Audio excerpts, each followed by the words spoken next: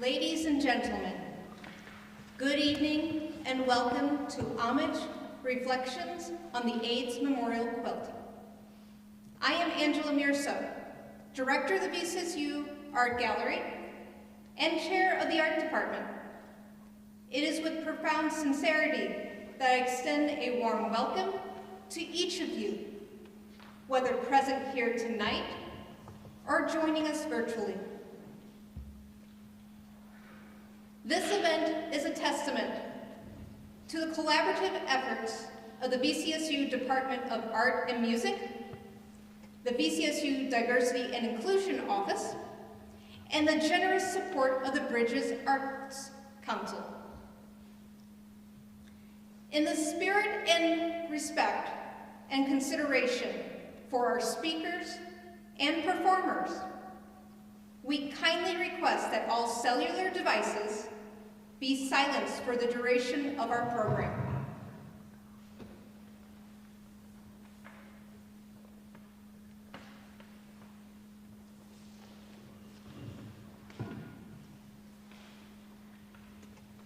Additionally, we ask for no applause during the concert to maintain an atmosphere of uninterrupted contemplation and reflection as we engage with the touching narratives and artistry that define this evening program. Your cooperation is greatly appreciated. The AIDS epidemic, which emerged in June 1981, stands as one of the most devastating health crises of our time, claiming the lives of over 40 million individuals worldwide, and leaving countless others affected by the HIV virus. It was a period marked by fear, stigma, and uncertainty, as communities grappled with complexities of disease transmission and treatment. The echo of this fear resounded in our collective memory as we confronted the ongoing challenges posed by the COVID-19 pandemic. Like its predecessor, COVID-19 has tested our resolve and resilience, reminding us of the fragility of life and the importance of unity in the face of adversity. Through these crises, frontline caregivers have been the beacons of hope and compassion, tirelessly providing care and support to those in need. Their selflessness, dedication, and unwavering commitment have been a source of inspiration and comfort during times of darkness. Education has been paramount in our response to these crises, empowering individuals with knowledge and understanding to combat misinformation and promote prevention. Public health initiatives have played a crucial role in raising awareness and fostering community strength, laying the groundwork for a more informed and compassionate society. In times of crisis, the arts have served as a powerful medium for healing and expression. The AIDS Memorial Quilt stands as a powerful symbol of remembrance and solidarity, honoring the lives lost to AIDS and serving as a testament to the strength of the human spirit. The AIDS Memorial Quilt represents the world's largest folk art project with 55,000 panels and counting. Each panel, meticulously crafted and stitched, serves as a solemn reminder of the lives lost to AIDS, embodying the collective grief and resilience of our global community. Tonight, as we gather in this space, we will pay homage to those we have lost and celebrate the strength of survivors. We will be treated to performances from the AIDS Quilt Songbook, expertly rendered by VCSU vocalists and accompanied by Dr. Oswald Johnson. Additionally, we will have the privilege of hearing from esteemed speakers, each offering their unique insights into the intersection of art, health, and memory. As you explore the gallery during intermission or after the event, I urge you to pause and reflect on the profound significance of the AIDS Memorial Quilt. Let us honor the memory of those we have lost from this epidemic. Through music, art, and reflection, we will honor the legacy of the AIDS Memorial Quilt and reaffirm our commitment to raising awareness and combating HIV/AIDS in all forms. Thank you for joining us on this solemn yet hopeful occasion. Together, let us embrace the spirit of remembrance and tribute as we continue our journey towards healing and resilience.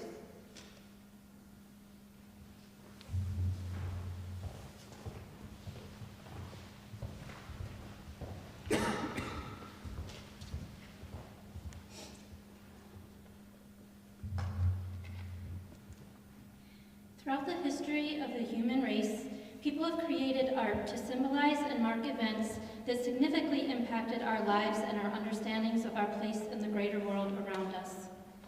Archaeologists have found cave paintings by Neanderthal dating around 60 to 40,000 years ago that depict solar events and comets, great hunting experiences, or meteor showers that most likely had a great deal of effect or brought about changes to the environment at those times. The events that made such a great impact for the Neanderthals and early modern humans left an artistic rendering of it that is still visible today, therefore carrying the communal memory of a remarkable moment in time. Through those cave paintings, we can share in the emotions and visualize the importance these events had on the lives of our prehistoric ancestors. As a way of being both a conduit of grief, our emotions, and our shared traumas, as well as a message or a snapshot of a moment or an event that changed our trajectory as a community or a nation, we are fortunate to have two panels from our country's National Archives of the AIDS Quilt. These two panels, out of the tens of thousands of panels that make up the entire quilt, we are lucky to have the two that have representation and meaning to people in our own community. These are only two panels out of the 55,000 that are out there. The AIDS epidemic, as Angela mentioned, began in 1981 and ravished not only our nation, but now the entire world. And it has killed millions of people, 400,000 of them between 1981 and 1999. So in less than 20 years, 500,000 people's lives were taken by the disease. The Quilt Project then became a way for victims' families to honor the lives of their loved ones who lost their lives to this terrible illness, but also as a way to process their grief and a shared experience. The quilt, having representation from over 111,000 individuals, imagine what 55,000 panels, all connected, would look like. How much space would that take? How many fields in North Dakota would be taken by the expansive size of 55,000 of those panels? In 1987, the quilt was fully assembled on the National Mall in Washington, D.C., but at that time there were only 2,000 panels. And even then it was a massive display of love and tragedy and persistence, resilience, and community. People create other memorials also as a way to commemorate moments in time and events that have happened that changed the world in an instant. On the Pine Ridge Oglala Reservation in South Dakota, the mass grave with the Lakota victims of a horrible massacre by the U.S. cavalry in the late 1800s is memorialized at the Wounded Knee Cemetery. There's a marble and concrete monument that is small compared to other massacre and battle site memorials. It is about 7 feet tall and about 1.5 to 2 feet wide on each of its sides. The names have now been worn down and only a few remain legible. But every day people visit the site and leave a ribbon or some tobacco or a trinket of some kind to continue the remembrance of the massacre and what its violent effects meant for the rest of the Oglala experience that still continues today at Pine Ridge. If you've been to Minneapolis in the past few years, you may have driven past the George Floyd Memorial at 38th and Chicago streets and seen how it has grown from a place where people leave flowers and notes expressing their feelings and frustrations. Then a mural was painted on the side of one of the buildings there, and now there's a sculpture of a solidarity fist. And people still leave flowers and notes or signs and drawings and photographs. Our nation still grieves George Floyd's murder and how it symbolizes greater national memory of racial injustices and conflicts. Through art like the quilt and these other monuments, we share a moment in time and a lasting message that the events that led to these moments in time have shaped who we are as a community and a nation and as a species. Some other events that have been memorialized through sculpture and art include the tragic national disaster in 2005 that wiped out entire areas of New Orleans when Hurricane Katrina slammed into the city. Artist Sally Heller erected a sculpture outside New Orleans Convention Center where thousands and thousands of displaced New Orleans residents took shelter in the weeks and months following the hurricane. She was inspired for this piece by what she saw from a rescue boat as she was being evacuated from her home on the lower 9th Ward during the hurricane. A house in a tree, a big portion of a house that had been blown all the way up into a tall tree. This year marks the 19th anniversary of Katrina, and it remains a major part of the city's identity, and it still carries the emotions, stories, grief, and strength of survival for the people of New Orleans, but also for our whole country. In Oklahoma City, the Murrah Federal Building Memorial is also still a major part of the city's identity. And the city still grieves the lives that were lost in the bombing in April of 1995.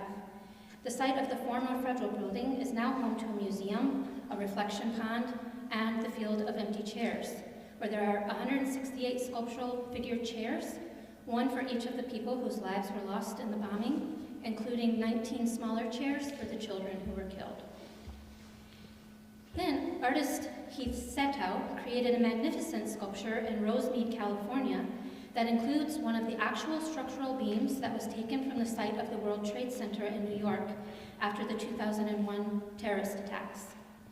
This beam is held up by hands made out of almost 3,000 steel-carved birds, each one representing a life that was taken in those attacks.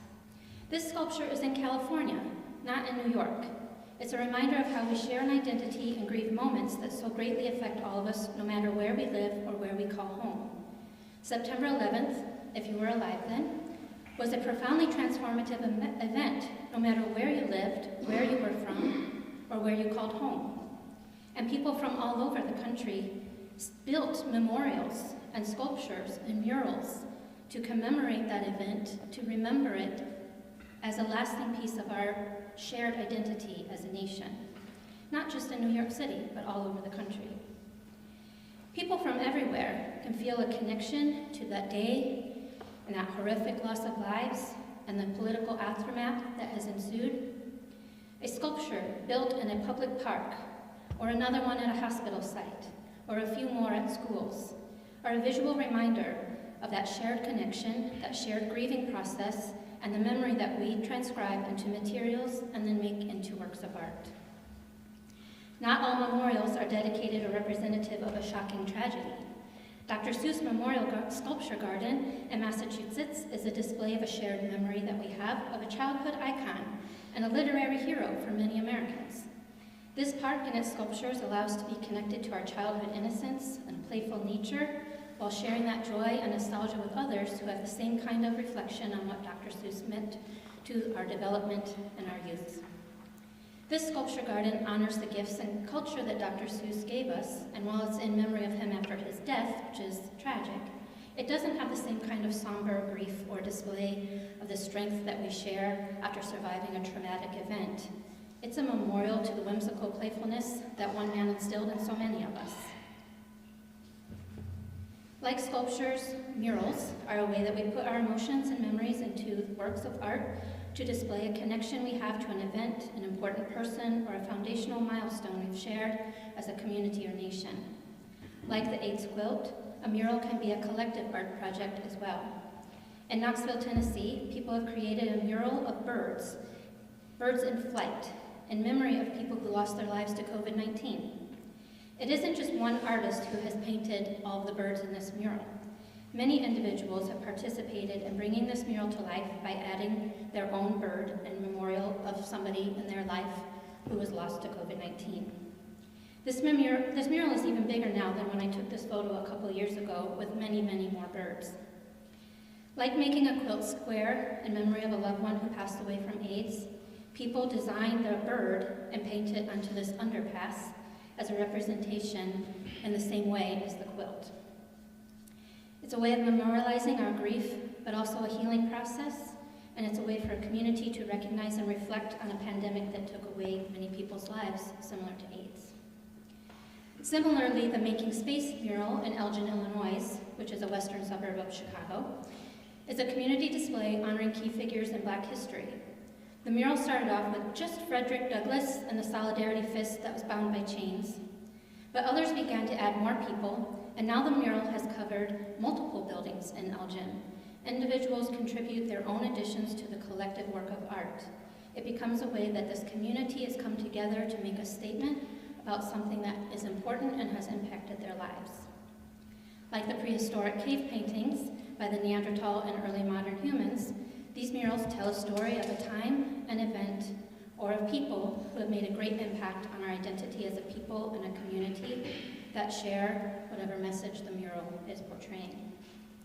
Perhaps one of the largest community murals ever has been the Berlin Wall that separated East and West Germany from 1961 to 1989. The Berlin Wall was 96 miles long and 13 feet high, plus an additional 10 to 12 feet of barbed wire. There were actually two walls, and they were set parallel next to each other, one on East German side, one on West German side, and there was a heavily guarded and landmine protected corridor between the two.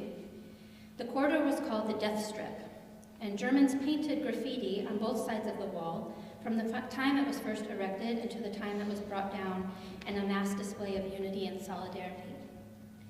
Germans, as a shared moment of grief for their lost connections and the loss of their unified country, spray painted the wall on both sides as a protest for what the wall signified.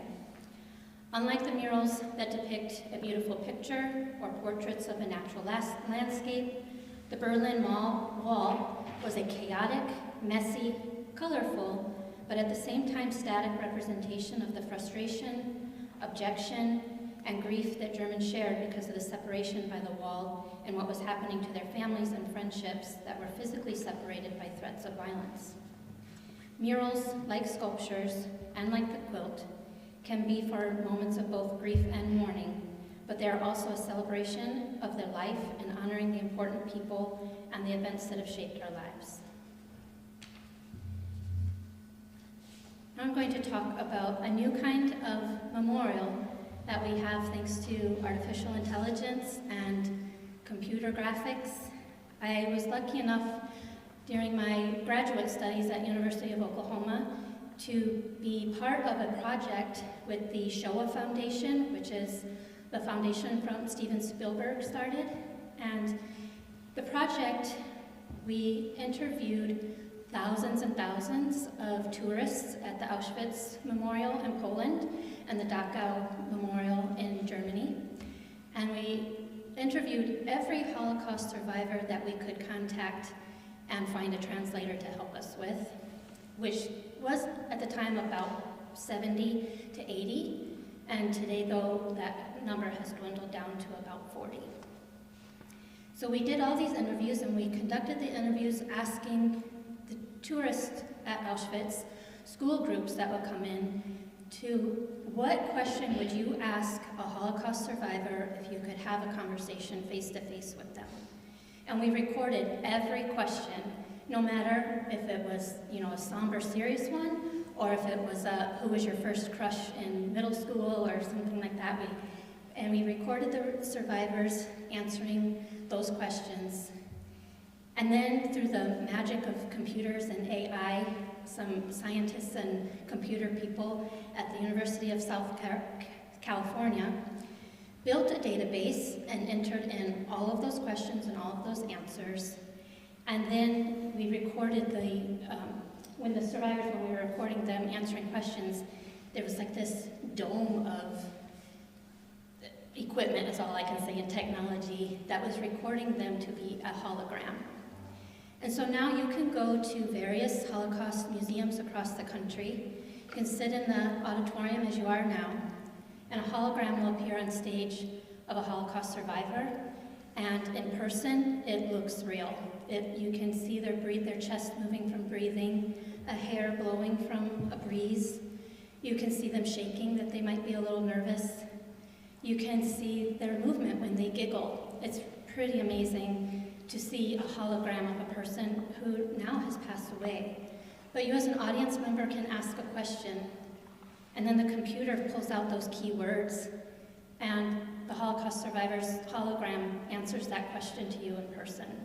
It's like you can have a conversation with a Holocaust survivor. And I was so lucky to be a part of that, and I still am. I still travel to Poland, and I'm still a part of the fellowship that we're doing this, and now we've concluded with the Holocaust survivors because we haven't been able to find any more to interview. But we are thinking of expanding the project to be for Native American elders or other members of a community that are going to be gone in the next few decades. What would it have been like if we had this technology during the AIDS epidemic, when combined with the quilt, we could have been having a conversation with one of the AIDS victims today, and to ask them our questions and to hear their answers, for their family members to come and just sit in the audience and talk to them and hear their voice again. So that's a new way of memorial that, thanks to technology, we can move into. And it's a great project that's similar to the quilt in that it's a shared experience of memory and carrying a story forward.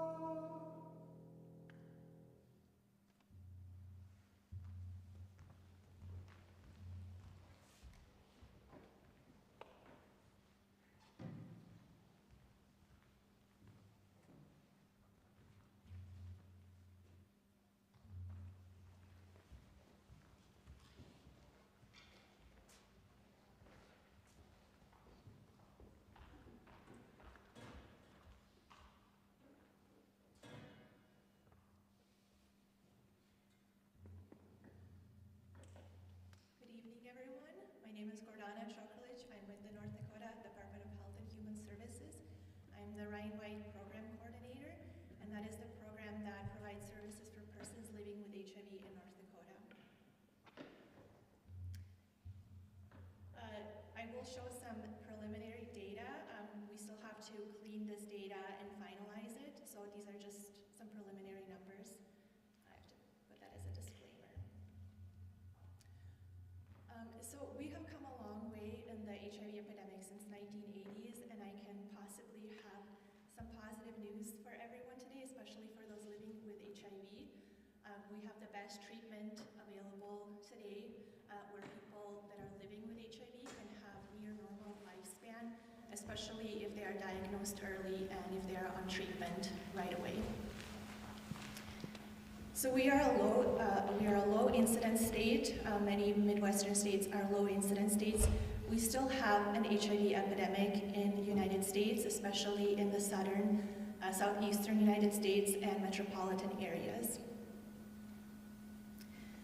In 2023, we had 32 individuals diagnosed with HIV in North Dakota. And we had 86 individuals either diagnosed or new to North Dakota who moved to North Dakota with HIV but were diagnosed in another state.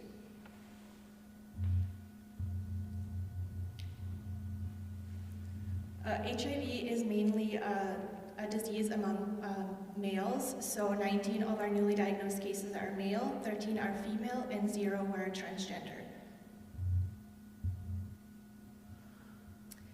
HIV can happen to anyone at any time, at any age, so it is always important to get tested, but most of our newly diagnosed persons are between 30 to 34, in the age group 30 to 34, and then we do have some in 25 to 29 and 35 to 39 age group. We do see that our population living with HIV is aging, so we are kind of entering a new territory. It used to be that, in the 80s, if you had HIV, your lifespan was fairly short because the treatment was unavailable. In the 90s, the treatment was not adequate. And then in the 2000s, the treatment became very good, and now our population is aging and starting to deal with new issues like comorbidities that can complicate living with HIV. But that is something, like I said, new for us, and we are trying to expand our services and to consider those needs as well.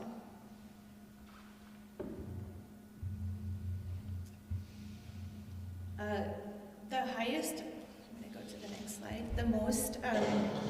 the highest number of new infection is among the white population. However, this slide is a better representative. The highest rate of HIV is among the Black or African American population. In North Dakota, that is followed by American Indian or Alaska Native population, then by Hispanic, and then whites have the lowest rate, even though they have the highest number of cases. Looking at the risk factor, men having sex with men is the highest risk factor, followed by heterosexual sex, then injection drug use, and then MSM and IDU combined. For females, the highest risk category is heterosexual contact, then a heterosexual contact with a person with HIV, injection drug use, and then other, or not reported. The highest number of cases is in Cass County, and that's because that's the highest populated area in North Dakota. The second highest is in Ward County. Then we have Stutzman, Morton, and Burley. So who should get tested for HIV? These are CDC guidelines, and everyone between the ages of 13 and 64 should get tested for HIV at least once in their life. HIV is one of those infections that, just like any other viral infection like flu, you can have symptoms for a few days, and then it can go away for many years. So without testing, you might not know you have HIV. Not to scare anyone, but we just want everyone at least once to get tested and know their HIV status. All pregnant women should also be tested for HIV during their pregnancy. If a mom bears a child and she has not been treated, she has not received a treatment during her pregnancy and is not virally suppressed, there is 1 in 4 chance, or 25% chance, of her transmitting HIV to the baby. If she is appropriately treated and is virally suppressed, there is less than 1% chance of baby getting HIV. And that is a big initiative for us at the Public Health Department to make sure that all moms are screened for HIV and all moms are appropriately treated if they are positive for HIV, because HIV is still a lifelong disease. We don't have a cure for it yet. We hope to have a cure in the next 5-10 years, it's hard to say, but right now it still is something that's like a chronic disease and has to be treated continually. There are certain persons who are at increased risk and they should be tested annually. Those persons are men who are having sex with men, sex with someone who has HIV or who does not know their status, if somebody is sharing needles, syringes, or other drug injection equipment, or being diagnosed with another sexually transmitted infection. And actually having another sexually transmitted infection also increases your risk, besides being a sexual risk factor and like a social determinant of health, it also increases your risk because if you have, let's say, syphilis or gonorrhea or chlamydia, the tissue there is more sensitive and inflamed and it's easier to contract HIV. Those who are sexually active or bisexual, men especially, should get screened every 3 to 6 months just to know their status and prevent getting HIV. And I should say that as a part of this event, there is a free HIV testing available here on April 17th. So come and bring a friend and get tested for HIV.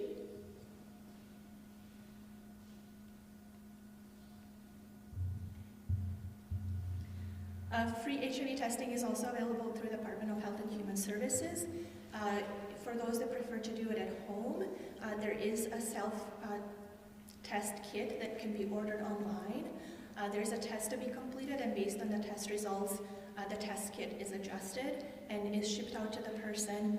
They can take the test, ship it back, and if some of those tests are positive, the test kit includes the STI test, hepatitis tests, syphilis tests, and a couple other tests that I'm not entirely sure, in addition to HIV and hepatitis C, and that can be put back in the mail. It will be shipped. If it is positive for one of those infections, a provider will contact you and refer you into care and treatment.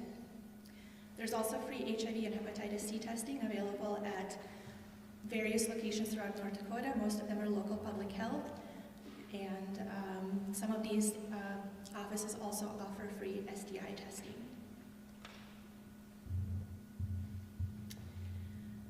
So we've come a very long way as it pertains to HIV treatment. HIV is now a treatable chronic disease, and a lot of our clients who have had HIV for a long time, since the early 90s, can share their story and say how difficult life was when the medications were not as they are today, and all of the friends they've lost, and they still grieve and have not recovered, and think about all of what they say is all of the ghosts in their life that they're missing every day.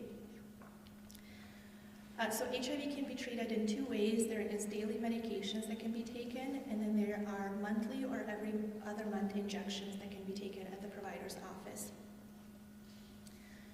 Like I mentioned, persons with HIV who remain on treatment can have a near normal lifespan, and most of our clients, especially newly diagnosed clients, it still impacts their life, it changes their world.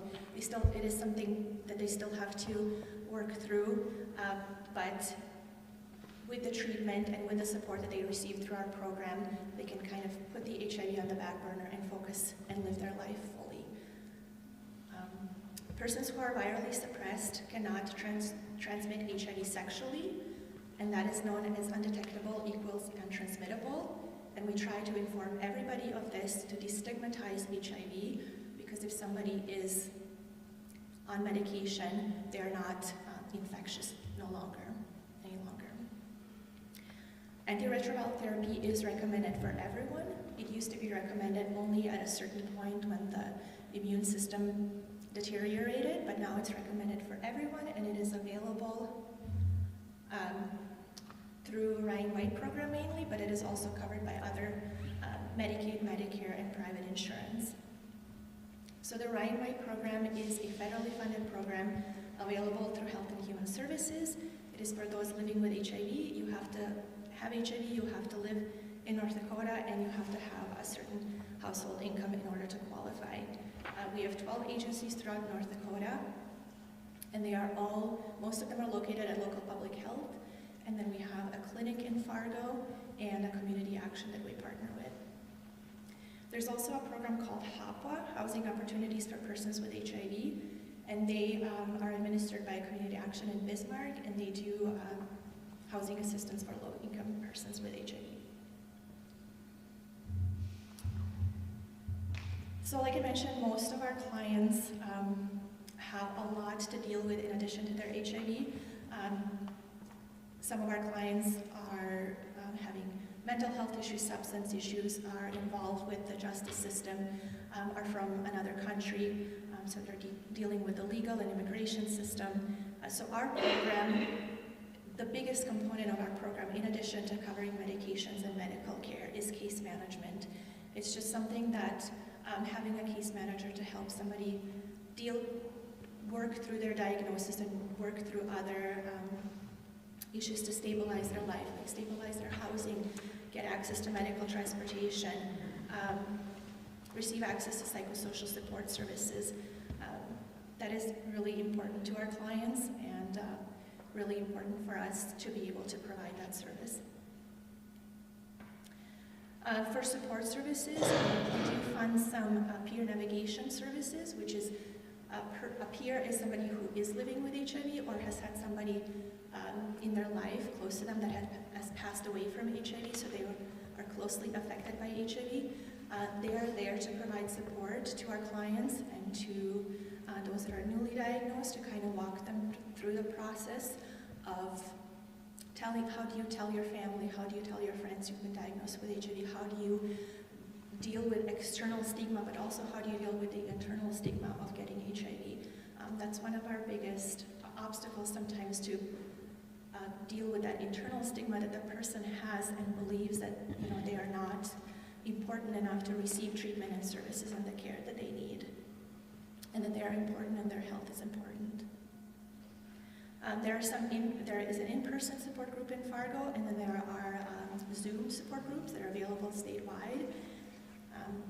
So if anybody is interested, you can just reach out to us. The contact info is on the last slide.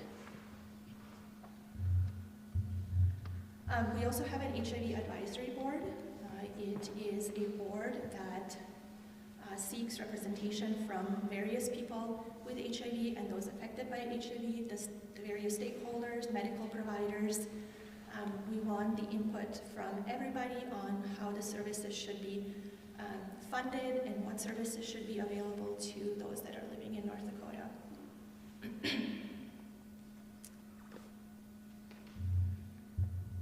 And this is my contact info. If you're ever interested in anything HIV or STI, you can find us at hhs.nd.gov/HIV.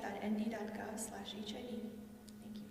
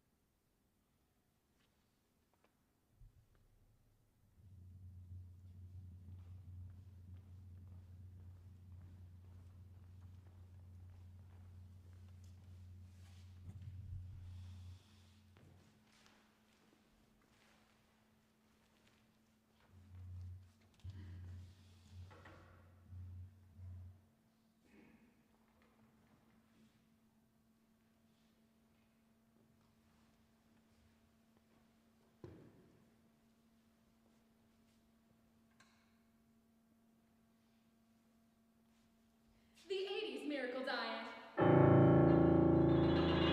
Yours free, without the asking.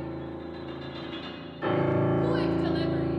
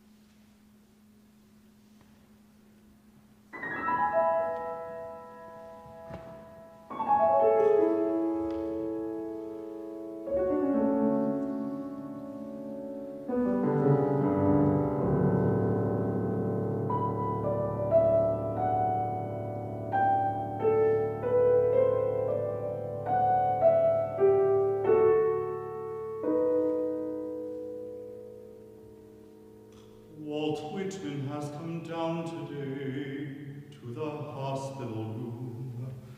He rocks back and forth in the crisis. He says it's good we haven't lost our closeness, and cries as each one is taken. He has written many lines about these years, the disfigurement of young men, and the words of our tongues and closed minds. The body in pain will bear such nobility, but words have the edge of poison when spoken bitterly. No, he takes a dying man in his arms and tells him how deeply flows the river that takes the old man and his friends this evening. It is the river of dusk and lamentation.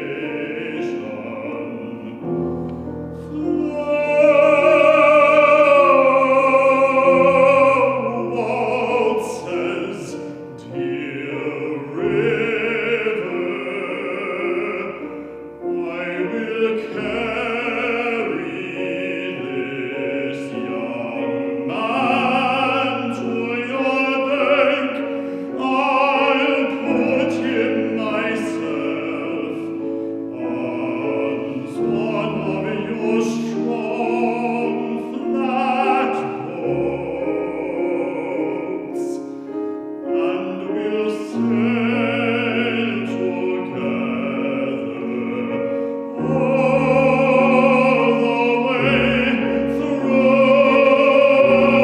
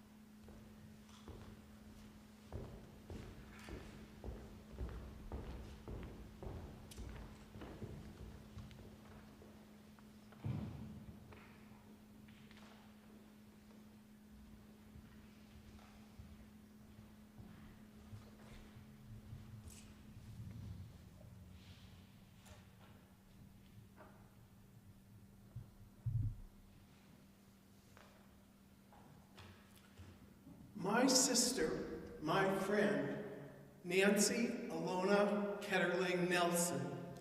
We were a small family in Lemoore, North Dakota. It was just Nancy, myself, and Mom and Dad. And we got along pretty good as brother and sister. I was the little brother. Little did I know that role was going to change. I will eventually be the big brother. And so, I want to tell you a little story. Nancy, please forgive me if this is not quite right. But I used to tag along with Nancy. Loved to ride horses. And her cousin and her, and then, of course, I kind of tagged along. I had no interest in really riding horses. But we went, and I saw them riding out in the pastures west of town.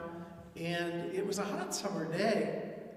And I was really getting thirsty before we had bottled water and all those types of things. And Nancy was getting kind of thirsty too, so I looked around and thought, oh, there's a hose with water coming out by the house. We can go over there and get a drink of water. Well, I drank some of the water real quickly, and I spit it out. Nancy drank some and spit it out. We soon discovered that this was the water they were pumping out their basement with water. So it was kind of a funny little story that we always laughed and joked about. And you know, when she graduated in 1968, and she went to St. Luke's School of Nursing, and I honestly say, when she left with all her stuff, and Mom and Dad were taking her there, I had tears in my eyes, because my sister wasn't going to be there all the time. But I smiled because she had the bigger bedroom, and that means that I'm going to get that room. So there was a positive side. Elliot, they were married in 1971, and Elliot was a graduate of Concordia, and he was going to Oklahoma State University for veterinarian school. So they were there, and then after they finished that, they moved back to North Dakota a couple places, and then eventually Elliot got a job with the USDA biological specialist, and they eventually moved to Ames, Iowa. 1976, I'm kind of doing this chronologically. 1976 was a big year. I was in Australia teaching, and I got a note or a letter from Mom saying that Nancy's going to have a baby.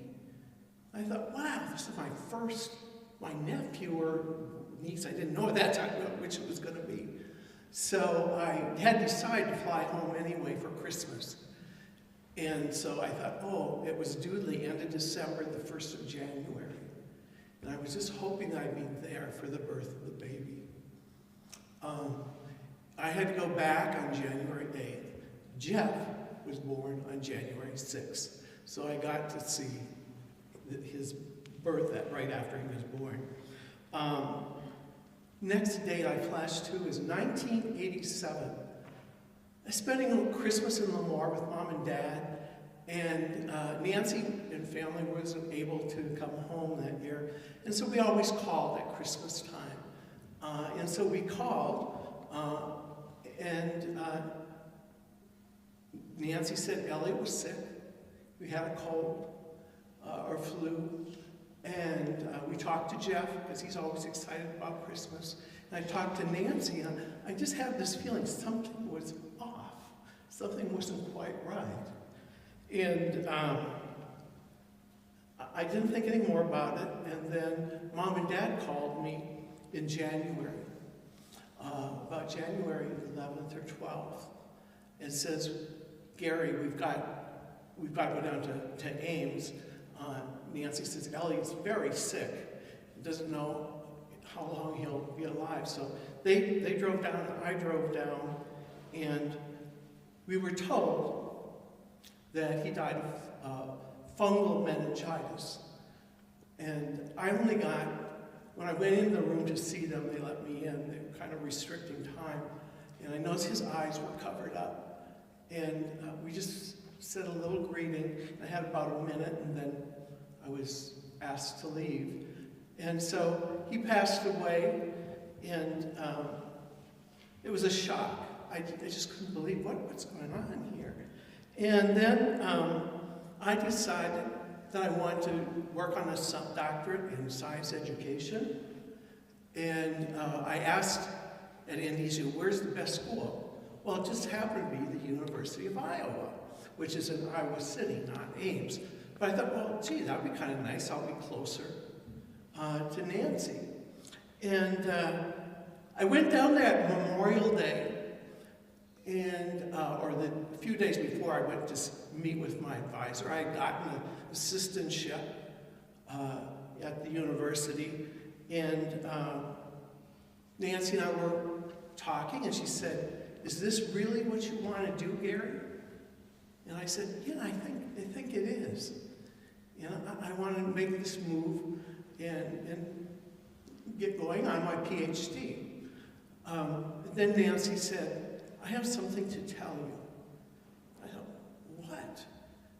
Elliot had fungal meningitis, but it was due to AIDS. And then the next setback was that she had tested positive for HIV. And I was just shocked and didn't know quite what to do. And I made the decision, but she hadn't told Mom and Dad. She said, should I tell Mom and Dad? And I said, I really think you should. You need to share it with somebody else. And she did share it with Elliot's one sister. And then she went home in July, and she told Mom and Dad. And she wanted to tell them because she was going to be going on AZT. She went home, and that went well, although Nancy says, please, please do not tell anybody. The big thing was to protect Jeff. You have to remember at that time, people with HIV or AIDS were poorly treated. Look at Ryan White, who was isolated from the schools and ridiculed. And people lost their houses. They burned their houses down. And we wanted to really protect Jeff, and of course Nancy too. But her main concern was Jeff. Jeff, we've got to watch for him. So what it did for our family, we suddenly had to start learning about AIDS and the whole routine, the HIV and what it does. And every time Nancy would go to the doctor, what is your T cell count? And it was dropping. T cells helps the immunity. And we became concerned.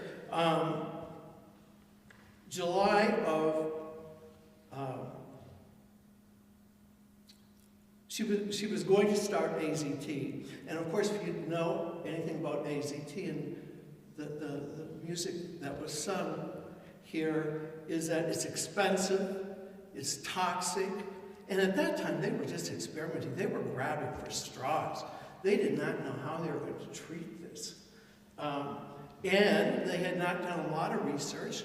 The government wouldn't fund the research for it, and eventually it was funded a bit and approved, but they did not know how AZT would affect, large dosages would affect the female, the woman. So Nancy was kind of a guinea pig from that standpoint. And at September of 1988, I was over visiting because I was closer now, so I could spend more time with her. I always struggled. Do I spend the time with Nancy or do I spend the time with Jeff?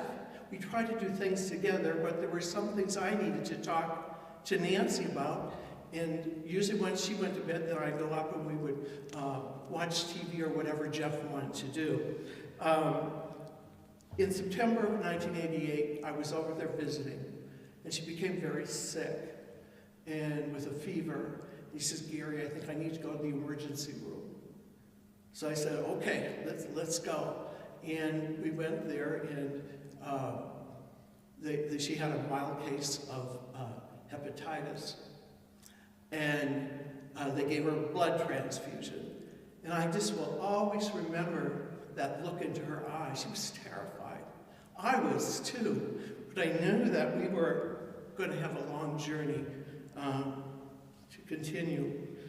October 1988, still skull scan, bone marrow, blood test, blood cultures every 6 weeks. And in 1988, this would be Nancy's last Christmas in North Dakota.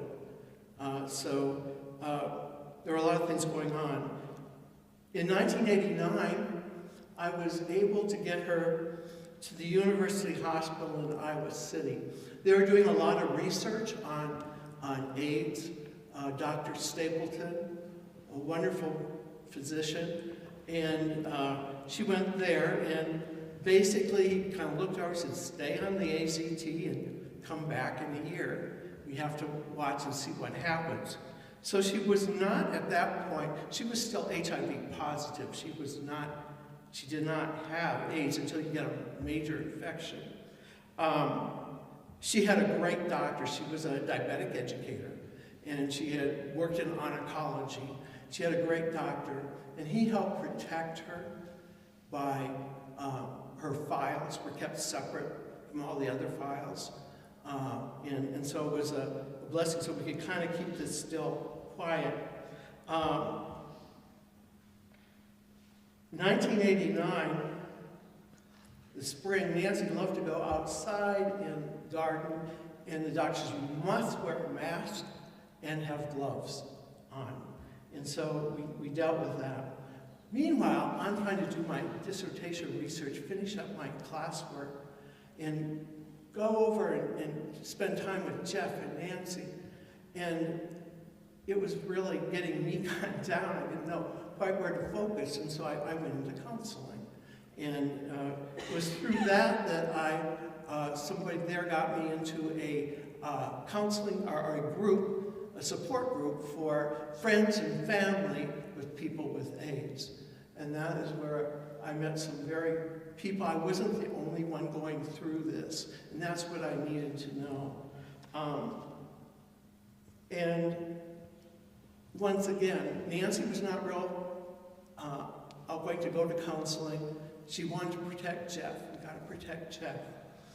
And so the AZT, she tried at different times, but she got sicker and sicker. And finally she said, you know, I just can't do this anymore. So we went off that. Besides AZT, this was 1988 or 89. It was $8,000 a year. I mean, to nowadays it would cost, but at that time, that was a fortune. She decided to go off the AZT.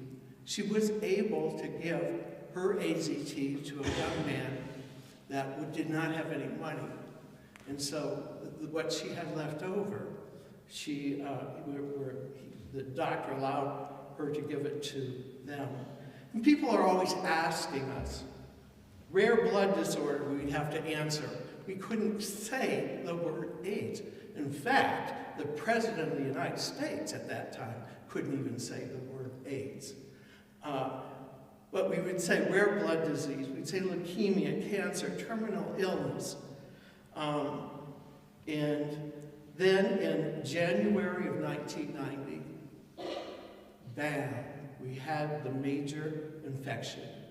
Pneumocystis pneumonia put her in the next category of AIDS. They decided to try a new medication called DDI. And so she was on that. And for some reason, Nancy began to share a little bit with friends. And finally, this was 1990, she told Jeff what was going on with her, with the AIDS. So the big thing was the right to privacy at that time. She would attend Jeff's activities, track meets, basketball, band concerts, scouting things, until it just became too hard for her. Mom and Dad came down quite often and stayed there for a longer period of time. And when I wasn't there, Dad would go to some of those events for Jeff. They even had a good friend who actually would videotape the basketball games and give them to Nancy so she could watch them. It was also then the Tallmans, I gotta mention their name, the Tallmans that when Nancy in the last couple of months, they sent a bouquet of roses every week. And it was very touching to know that somebody cared. The new experiment drug, DDC, they were going to try, DDI didn't work, DDC, and Nancy said, no, I've had enough of this. I just can't go through this anymore. And the big question was, what about Jeff? What do we do? Mom and Dad offered to take him.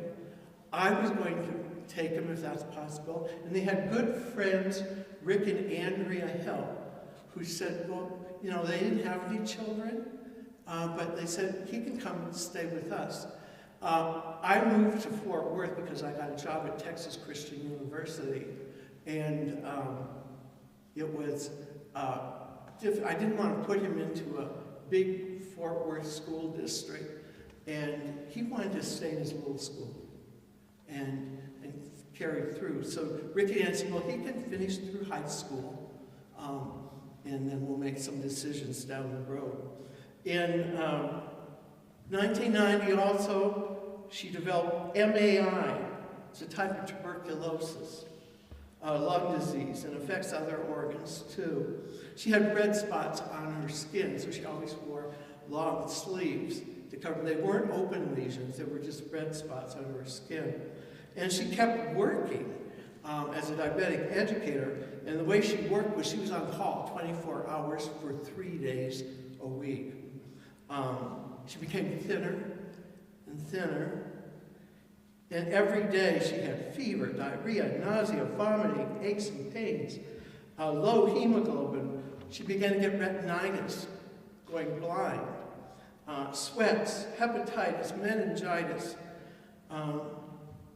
and in August of 1990, Nancy and I drove home to Lemoore. That was her last time in North Dakota. Doctor told her shortly after that she's going to have to go on IVs every day. And she cried, but there's nothing we could do. What could we possibly do? So she got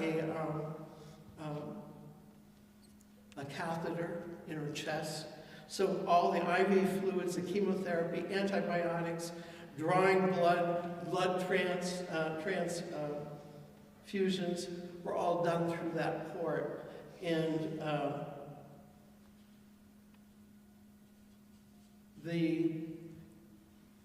in 1991, retinitis was getting worse. June 27th, she resigned. And that was a hard thing for her, but she just couldn't do it anymore. And June 29th, she was very sick. And the doctor says, you need to have hospice. Wonderful, wonderful people, hospice. And she said, I'm not afraid to die, but I'm worried about Jeff, her son.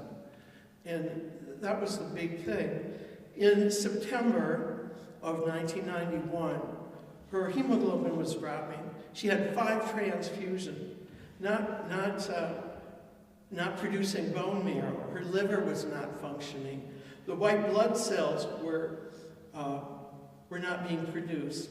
Platelets were crashing. September 30th, I got a call down at Texas Christian University saying, Gary, and I had flown back and forth several times before that. They said, Gary, you need to come home. Nancy's really, really sick. I flew into Des Moines. Rick picked me up and got me to the hospital. And I walked into the hospital, into her room, and I was just shocked. I could not believe how thin she was. She couldn't even talk. I went over to the side of the bed, and she tried to sit up as though she acknowledged me, and that meant so much. And Mom and Dad went downstairs for lunch. And so I sat with her, holding her hand, stroking her arm. And I finally said to her, I said, Nancy, it's okay to go. It's okay. You fought the fight. And Mom and Dad came back up. And I said, I just have to take a break. And I went down to the lounge. And I looked out, and it was a beautiful October day with the fall leaves and bright blue sky. And the nurse came down and said, Gary, you need to come down to the room now. And by the time I got there, she had passed away. And it was a very, very difficult time. In Iowa City, or at the funeral, I'm back up here, at the funeral that we had for her, I was so pleased. 3 of my professors from the University of Iowa came to the funeral. Graduate students came to the funeral. other friends that I had met in Iowa City came to the funeral, and it meant so much to have that support. We had decided that before Nancy died, we talked it over. Rick and Andrea were going to take care of Jeff for those years in school.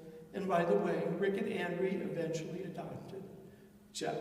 They did not have any children, as I mentioned, but the day Nancy, we had the funeral, that day, their baby from Korea was coming in. So that evening we spent at the Des Moines airport, and Rick and Andrea received their Korean baby, Daniel.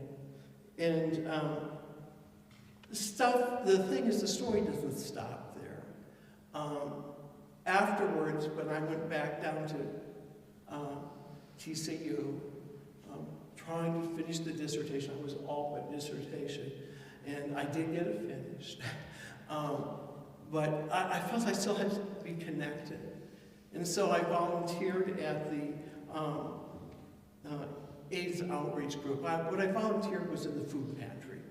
I could help the patient or the people that had AIDS come in and get their groceries, and I would carry their groceries out to their car. It was a simple thing to do, but it made me feel that I was doing something still. And then one day, a young man came up to me and he said, you know, Gary, would you be willing to sit with my partner this evening? I just need to get out for dinner with a few friends. I said, sure. And I went and Jacob wanted to do his laundry, so I helped him with his laundry, and we sat for 3 hours just talking about music. And a favorite of mine and his partner told me that I was the last person that talked with him other than him, and that he died the next week.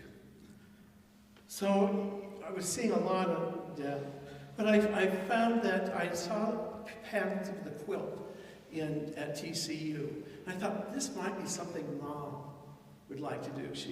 And right away she grabbed onto it. And so she started making the quilt that you will see in the exhibit area.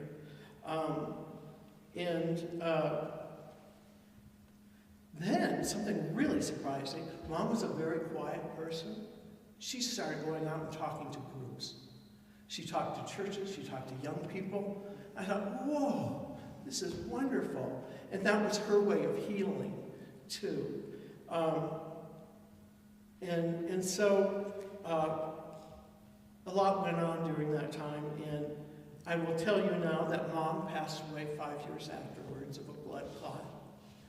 And Dad passed away in 2013.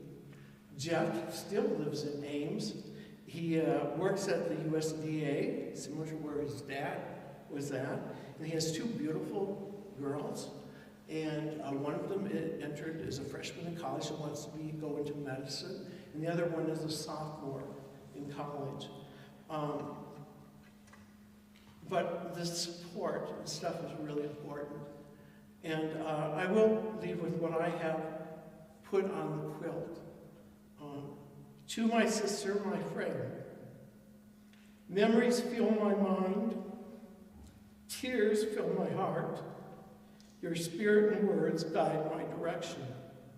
In loving memory of Nancy Alona Nelson Ketterling, a sister, a daughter, a mother and wife, whose courage and love touched each one of us. Your loving brother, Gary.